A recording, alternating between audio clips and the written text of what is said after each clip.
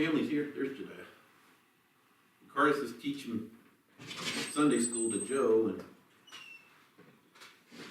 and there's Jediah.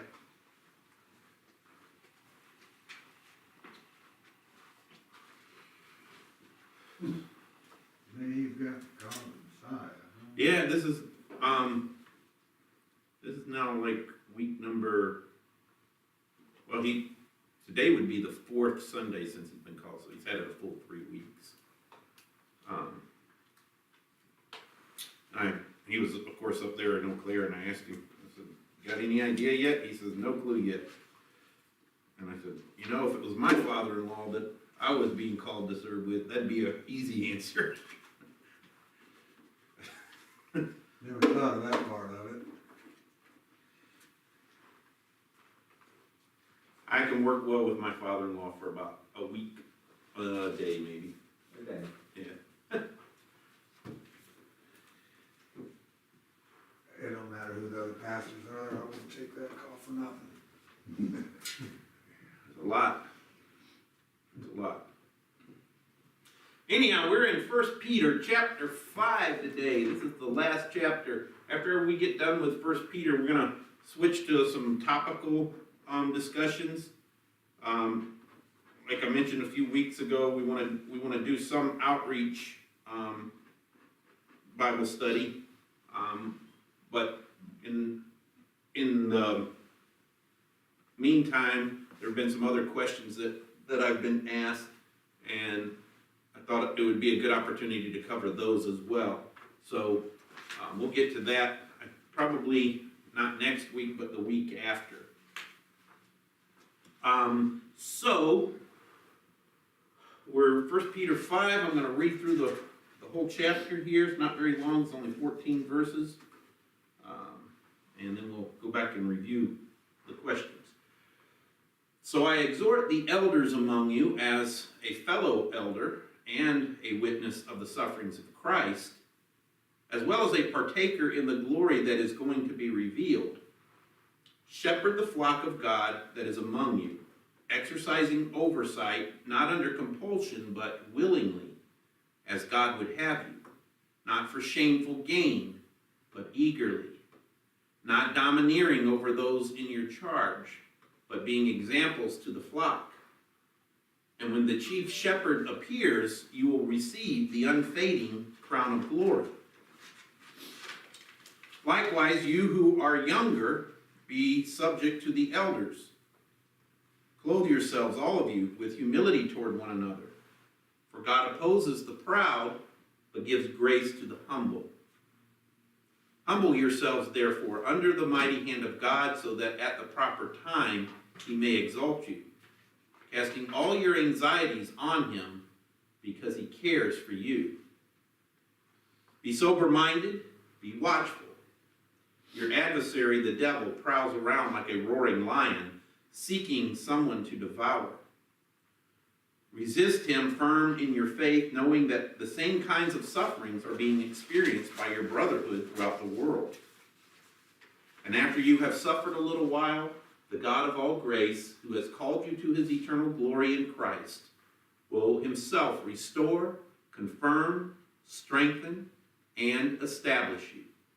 To him be the dominion forever and ever. Amen.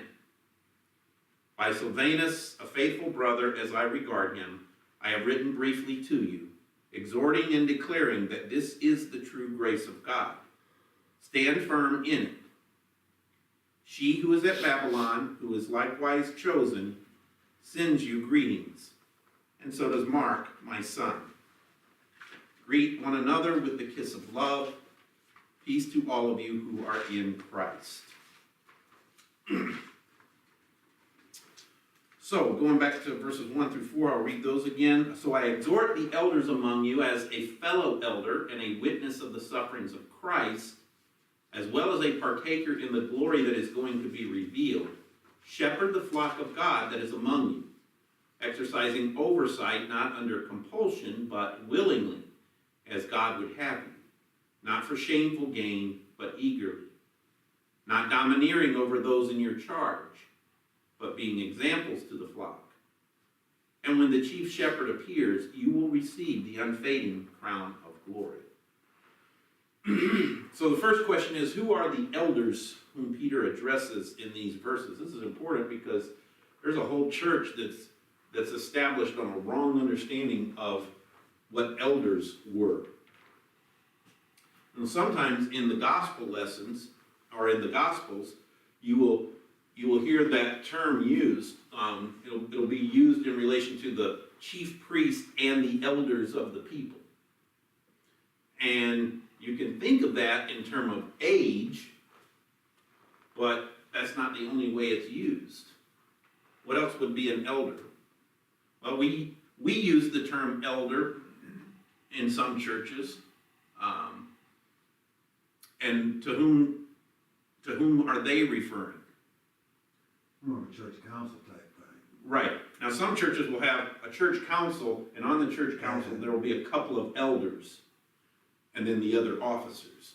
At Zion, yeah, the church council also comprises what is termed the elders. But that too isn't quite the way the New Testament uses the term elders.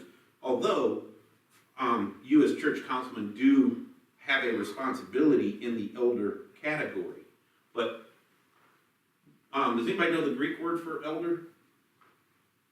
You have heard it before. And I'll tell you why I know you've heard of it. Because you've heard of the Presbyterian Church. What is the Presbyterian Church? Do you know what that means? The Church of Elders. So when a church calls itself Presbyterian, what they mean is they have a hierarchical approach to their church dynamics, polity. All the local congregations have a pastor, of course, but the congregation is answerable to the presbytery or the elders of the church. So they'll build their churches are built kind of this way, where you'll have a bunch of congregations, but all of these congregations are answerable to a group called the presbyters.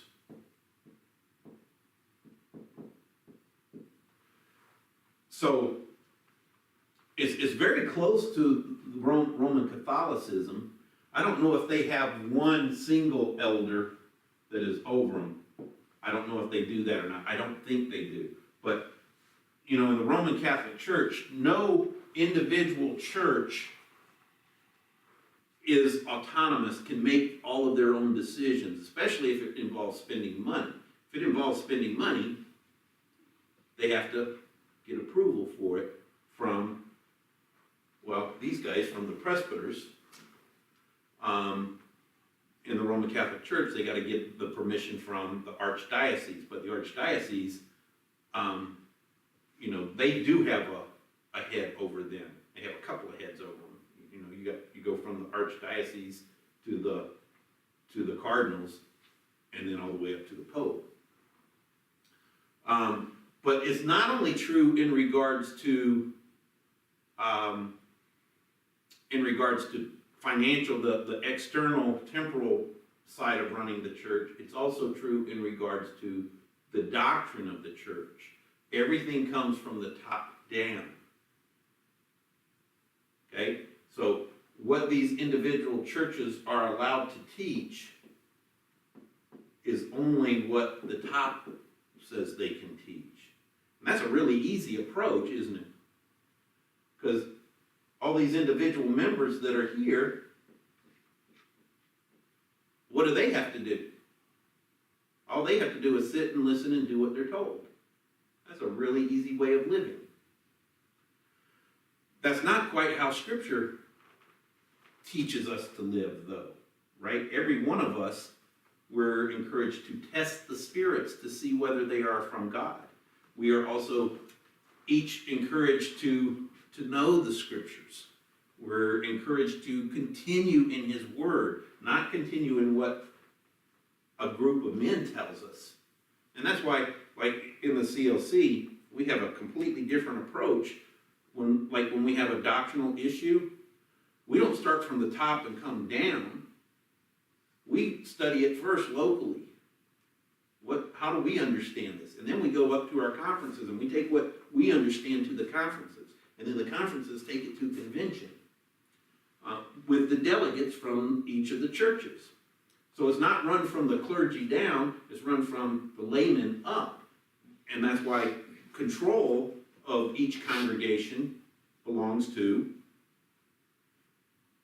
whom? Congregation. The congregation. And so more specifically to the voters of the congregation, right? So all decisions about finances, but also all decisions about teaching rest in the members who are the saints, not in the clergy, right? And so in the Presbyterian church, where do the pastors come from?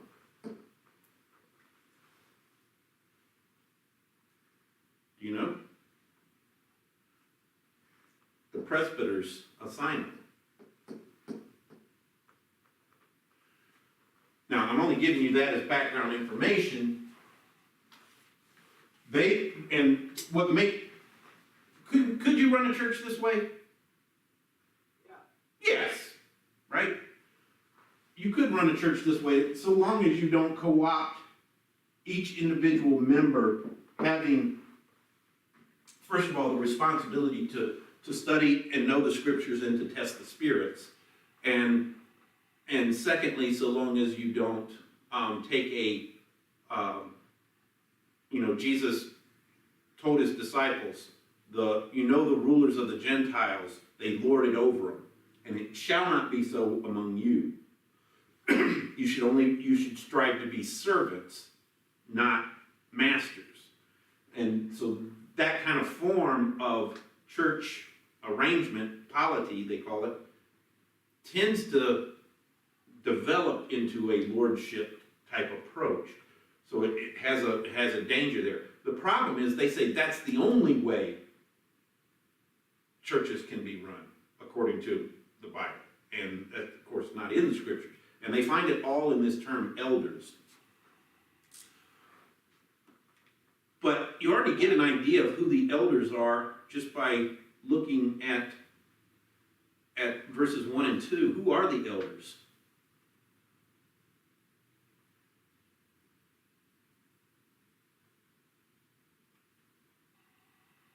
What are the elders supposed to do?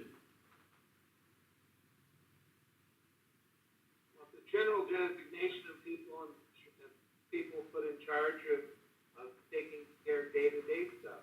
Nobody special, I don't think. Well, they have a specific responsibility, according to verse 2.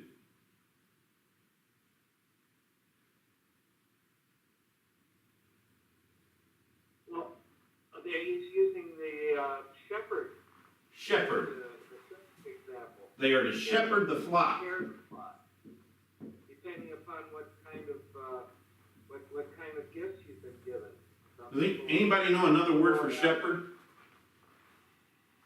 Do you know another word for shepherd?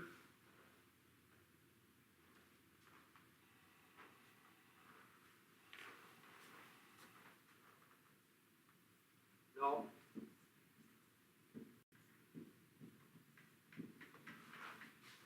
Pastor. The word pastor means shepherd.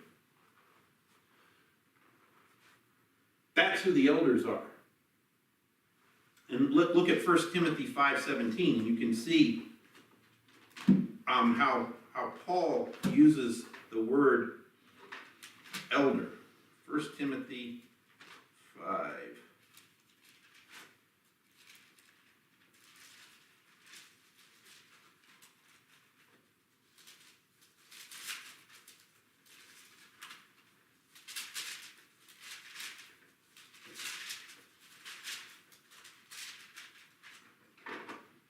Verse 17 says, "Let the elders who rule well be considered worthy of double honor, especially those who labor in preaching and teaching."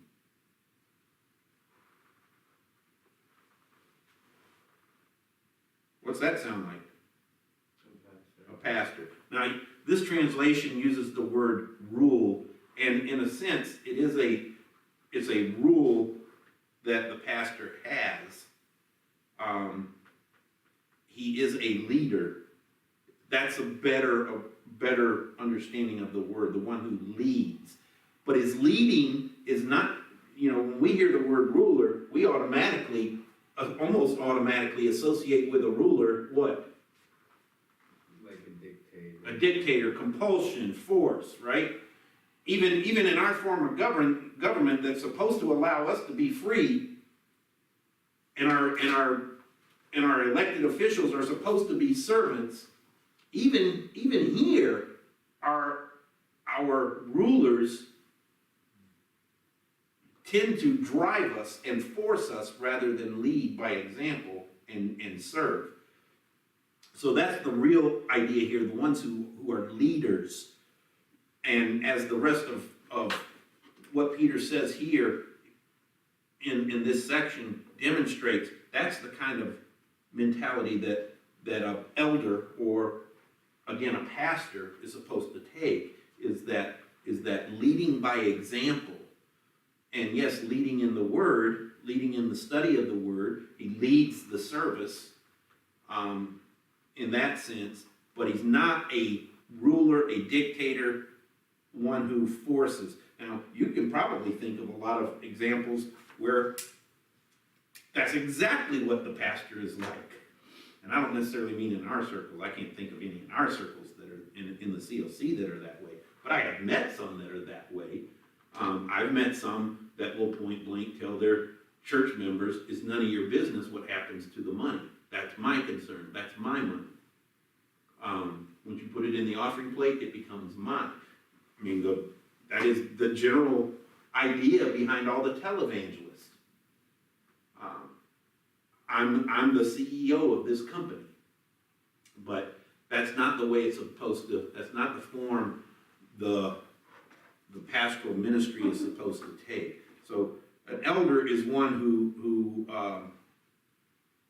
who especially labors in preaching and teaching. And so we can really equate elders with pastors. Now, we do call those individuals who sit on church councils and whose responsibility it is to help, to assist the pastor in soul care, we do refer to them as elders, because like the president of the congregation doesn't specifically have a spiritual role, nor does the treasurer of the congregation specifically have a spiritual role. Unless, of course, your entire church council is considered the elders, like it is here at Zion. So they serve a dual role. But in those congregations where you have a treasurer, a president, a secretary, all filling more of the business side of the church council, but then also have elders, the elders do serve a spiritual role, and that's the only role they really serve on the church council. So that's why we use the term elders in their case, because they assist the pastor in the spiritual care of the congregation, not in the business side. Make sense? Watertown has that. Yep. Most churches that are The one I know of for sure, I mean. Yep, most churches in the CLC that have, that are moderately larger or more, you will have that. But in the congregations that tend to be smaller, you're gonna have a hard time finding enough individuals to fill all these offices and then also fill the role of elder. Right. So that's why in the smaller congregation, even in Lemon, when I first got there, we had a 6-man council, 2 of whom were elders and the rest served as officers. I remember their format. But as our congregation dwindled, I had 40 funerals in 12 years. So we went from 120 down to, and then we had a lot move away, a lot of young people move away. So we went from 120 people down to 50, 57, I think was when I left. And there just weren't that many men that were either able or willing to serve. And so we just reduced it down to a 3-man council and took the same approach Zion has right now. And it works well for a small group. So, and that keeps some people from getting burned out on it. Anyhow, going on. As a fellow elder, what had Peter witnessed that is pertinent to the subject matter of this epistle? Remember what the subject matter of the epistle is. Every chapter has dealt with this so far, which is what?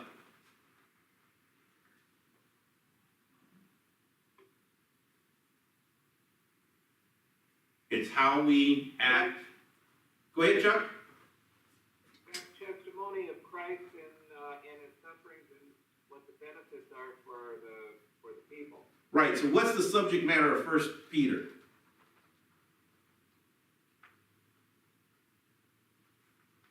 The whole thing has been about how we live in the face of suffering. Now, it doesn't matter if the suffering comes by persecution. That's generally what he has in mind. But it can be any other kind of suffering. This is something important for us to remember. To whom is the ministry given? No. To whom is the ministry entrusted? Everyone. Be more specific than everyone. Because it's certainly not given to an unbeliever, right? Believers. The ministry is entrusted to all believers, right? So everyone in that sense, and this is important because Lutheranism is the only church that recognizes this aspect of the Christian faith. There are others, but the Lutheran Church is the only one that recognizes every believer is a minister. And so you have a ministry even in the midst of your suffering. Your suffering provides you an opportunity to be a minister. And I think we ought to think that way. Because we tend to think the other way. When I'm suffering, that's when somebody should be serving me, helping me, doing something for me. But our suffering, Peter's making plain, is a way gives us an opportunity to serve others. By being patient in our suffering, by enduring it with humility and love for others. This is part of this is part of what falls under the category when they see, how did Jesus say it? Let your light so shine before men, that when they may see your good works and glorify your Father in heaven. Really, every aspect of our life we should view as an opportunity to minister to others of the good news of the gospel. But suffering is one of the ones that really gives us that opportunity, and that's what Peter's driving home here. Another one that really gives us the opportunity to minister is death. How we approach death is a testimony to the world, and more specifically to the individuals who will be tending to our physical needs at that moment. But how we approach death will be a ministry to them. So, and then he points to Jesus and says, look, I'm a fellow elder. In other words, I'm another pastor, just like I'm talking to you guys right now. But I was also a witness of the sufferings of Christ. In other words, I saw how Christ went about his suffering. And think about, what did he do? For example, when the soldiers nailed him to the cross, what did Jesus do?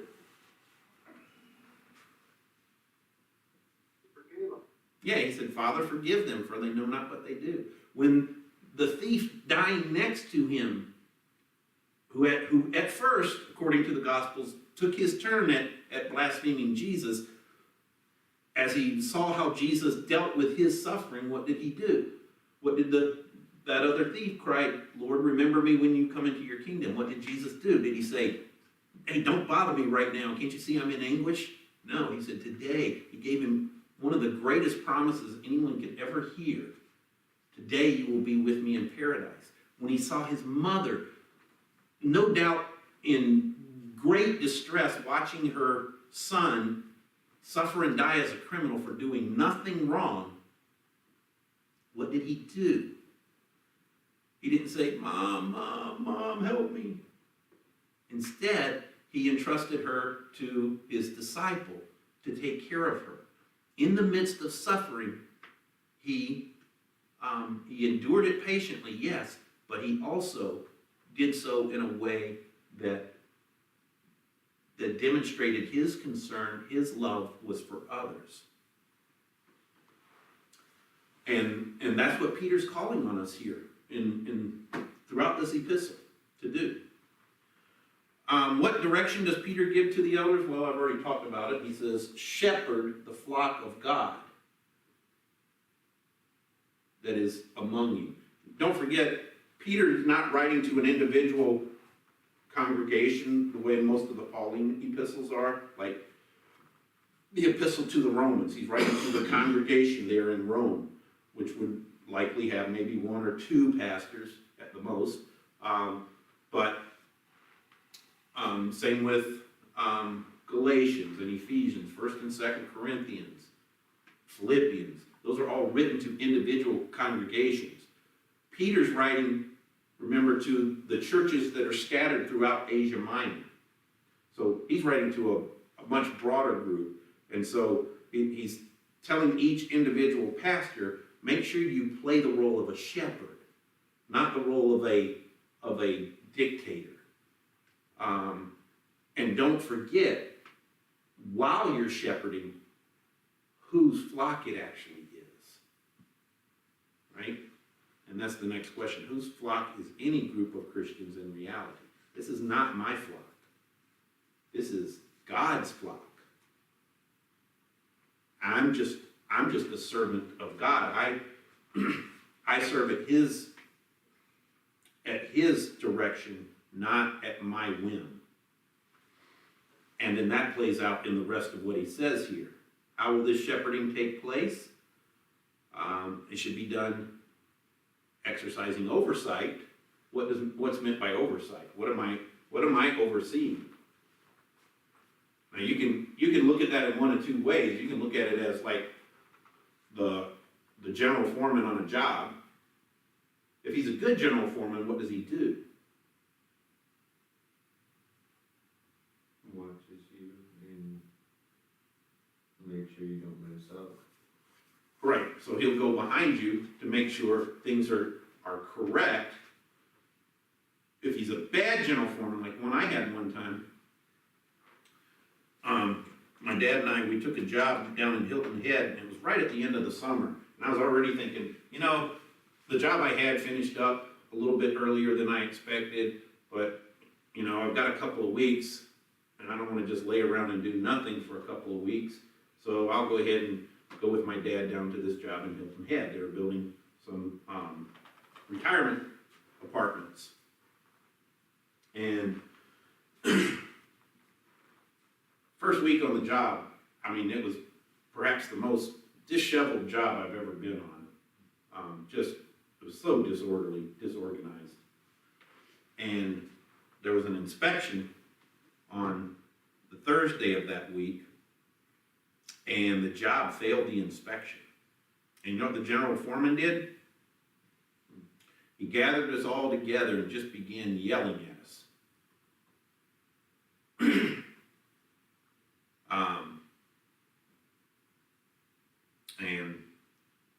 Just to complete the story, at the end of it, he said, does anybody have anything to say? And I looked at my dad and kind of nodded, and I said, yeah, I got something to say. And he said, okay, what do you have to say? And I said, my dad doesn't yell at me like that. And he says, well, you don't have any choice but to take it. And I said, no, actually I do. And I left. Now my dad stayed, but he took over the guy's job like within the next 3 weeks. My dad became the general foreman. But he was just not a good general foreman. And he was wanting to drive us and compel us, where a good general foreman will, yes, he has oversight, he needs to make sure things are done correctly, but the general foreman's real interest ought to be for the betterment of the company.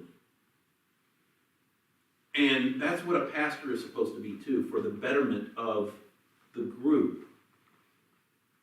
That's the real job of it. So when you talk about oversight, it's not the oversight of, hey, I'm gonna stand here and watch you, make sure you do every little thing right. It's the oversight of tending to your spiritual growth. And yes, sometimes that involves preaching the law to lead you to repentance. But predominantly it's a gospel and evangelical approach. As Peter continues to, so he says, exercising oversight, not under compulsion. Okay, that means even the pastor shouldn't feel like he has to only be driven hard to do his work. The pastor should do it, as he says, willingly, because it's the right thing to do, as God would have you. And then also, not for shameful gain. What kind of shameful gain can you get as a pastor? Well, there's two predominant forms of shameful gain. Well, no, there's probably 3, 4, there's probably like 7 or 8, or maybe an infinite number, but there's a few that I can think of right off the top of my head. What would be the number one? Money. Okay? Money. And we see a lot of preachers take exactly that path. It's all about the money. It's a way for them to make a lot of money. What's another one? Yeah, it might not be fame as much as at least prestige. Having people honor you, serve you. That's a real temptation, I gotta tell you. And, you know, from the time I was a kid, when I already thought I wanted to go into the ministry, you would not believe how often the little old ladies at church would come up to me and just talk about how proud they were of me for wanting to pursue the ministry. That's a real temptation to want the prestige of being in the ministry. Another one. The ability to manipulate people for your own gain, be it sexual or anything else. Okay, so that was like the fourth one that popped into my mind is that you start becoming kind of cultic that way, where, yeah, you're manipulating people. There's another one I had in mind before that, and it's sad when you see this. A life of ease. An easy job. And it can be a real easy job. You know, the old joke, how often does the pastor work? Only one day a week. Well, there are some pastors that do only work 1 day a week. And the rest of it, they're only pursuing their own interests. Now that's an especially big temptation when you're in a small congregation. You really have to look for ways to be serving, even when it's such a small group, or especially when it's a small group. Larger groups, you know, Messiah, I'm sure they don't have any problem having something to do. Same in Mankato. But, you know, as Lemon continued to reduce in size during my 17 and a half years there, you know, when I first got there, man, I was busy all the time. I had like 35 widows in the congregation. They needed to be tended to. So, you know, that was a monthly thing I had to do. Go visit the widows. Enough members scattered around several counties, you know, that couldn't always make it to church. So there's a lot of running around the countryside. But as my widows passed away and there weren't very many taking their place, and as the younger families were moving away, you know, it became harder and harder to say, no, I put in an honest week's worth of work this week, or an honest day's work. And ultimately it got to be so few people that the voters said, yeah, Pastor, you can go ahead and get a part-time job.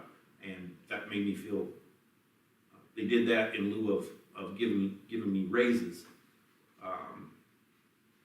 which, you know, was beneficial, but at least then I could say, okay, at least I put in honest work for what I'm getting paid. You know, much rather all my time be focused in the ministry, but sometimes you gotta find ways to still be a shepherd and at the same time not a lazy shepherd.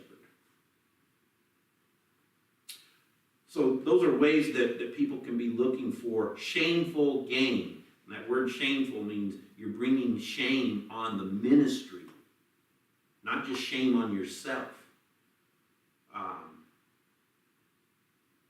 And perhaps you know, you hear it from time to time. You'll hear people talk about, you know, the only thing churches are interested in is telling you how to live and taking your money. Why do they have that mentality of what churches are about? Because they see it so often. It happens. And as Chuck mentioned, it's not just that anymore, because more and more you're hearing about pastors abusing their position for sexual reasons. And so it is very shameful.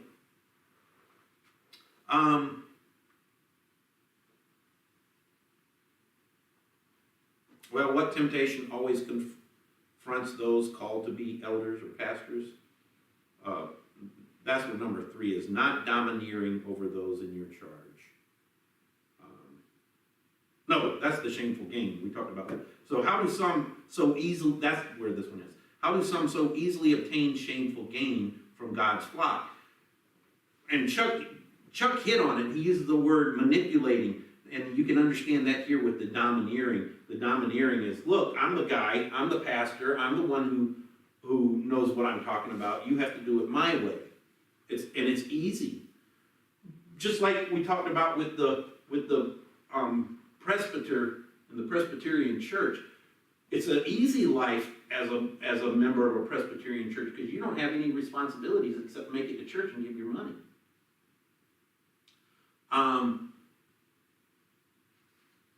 Because you have people over you telling you what to do. And that's, I mean, think about children. It doesn't work with children.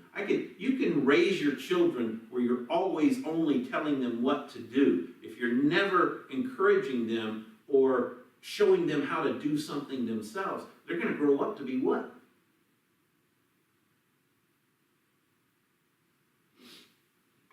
Adult children. That's what they're going to grow up to be. And that's not the pastor's goal. The pastor's goal is to We can't call them woke, can we? huh? We can't call them woke, can we? Woke? Woke. Well, that's kind of a different term. I don't think that quite applies here. But there certainly are some who call themselves pastors who claim to be woke. Where was my thought? The pastor's job is to attempt to work himself out of the job, if you understand that correctly. In other words, my role as your pastor is to so train you and equip you that you don't need me for every little thing. That you are capable of handling things spiritually. Temptations, yes. Conversations that you have with people. Now, will I ever get to that point? Of course not. Just like I'll never get to that point where I don't need, encouragement. And, I mean, we are sinful after all. We have our own weaknesses, both mentally and spiritually. So I'm never going to work myself out of a job. I'm completely aware of that. But in a way, that's the way I approach it. I want to so train you that you don't have to say, hey, pastor, my neighbor could really use someone to come and speak the gospel to him. Well, if you call me, I'll do it. But my hope is that you can speak the gospel to your neighbor. And the same goes with temptation. I shouldn't, every time you walk into the gas station, I shouldn't have to text you and say, hey, don't buy that lottery ticket. Right? Hopefully you know the dangers of things like greed and covetousness, so that when you walk in, you can say, oh, yeah, I don't want to play around with things like that. Or bad movies, or filthy books, or anything like that. I shouldn't have to hold your hand through every little situation. But if you need me to, I will, in any given situation. So that's the opposite of domineering. And what example should faithful elders give to the flock? He says, not domineering, but being examples to the flock. So if he has in contrast to not domineering, but being examples, what is the example then? What is the example? It's not, I shouldn't be domineering. I shouldn't be acting like your boss. I should rather be humble, right? Now, to lead you in humility. Now, that's a tricky word, because typically when we use the word humble or humility in our casual conversation, what do we mean? It's very easy to associate shyness with humility, but shyness isn't specifically humility. In fact, sometimes pride can be the reason why a person is shy. They're so full of themselves that they don't want to give any reason to anybody to think they're less than what they appear to be. For example, many young people struggle with, many people struggle with it when it comes to public speaking, right?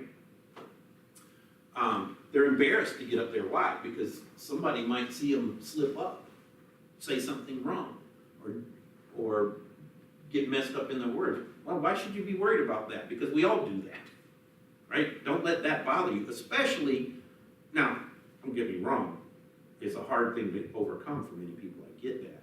But when you have something important to say, especially something like God's truth, that is not a time for your reputation or status to get in the way of speaking the truth. That's where real humility comes.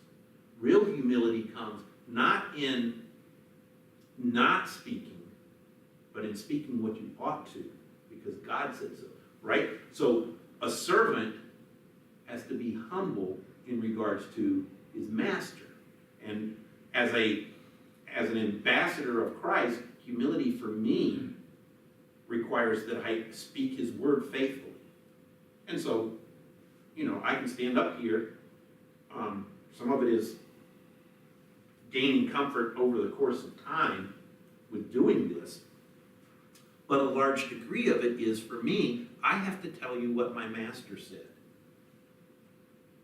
And not take regard for how you're going to react to me when I say it. That's the kind of humility that we really are talking about here. That's the example.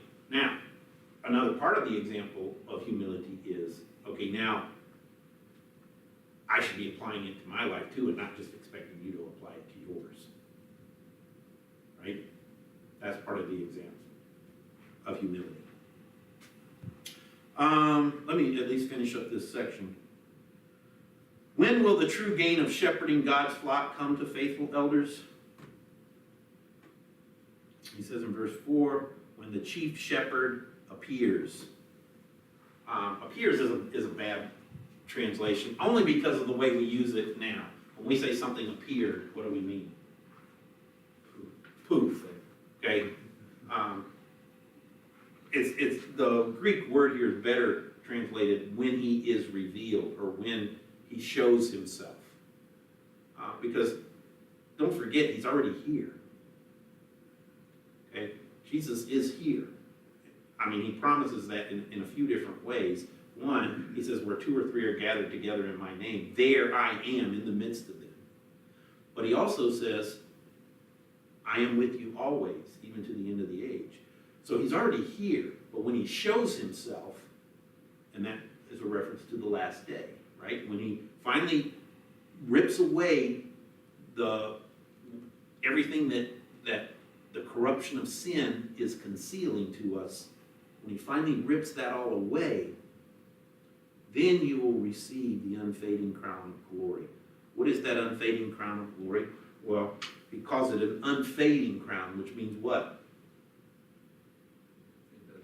A better word here is imperishable. The crown that is being used here is not like a gold crown or a crown with a bunch of jewels on it. This crown is the victor's crown, and you got to think in terms of the Roman athletic situation. The crowns that they received were very temporary because they were made out of plants. And so you could parade around in it for, how long can you clip some leaves and walk around with them before they're crunchy. Not very long, maybe 4 or 5 days, week. But this crown is one that it says it does not fade. A better one is it does not perish. It's that kind of a crown. It's an eternal victor's crown. And it's a crown of glory. In other words, this glory is something that has to be given to us. And that's exactly what Jesus promises to do. He's going to share his glory with us. Now, that doesn't mean we'll be equal to him, right? It's just that we will live with him in that glory. All right, any questions? Comments? Always good to review, both for pastor and for parishioner, what a pastor is supposed to be like and what he's supposed to do. Good reminder for me. I'll pick it up there next week where we get to address you.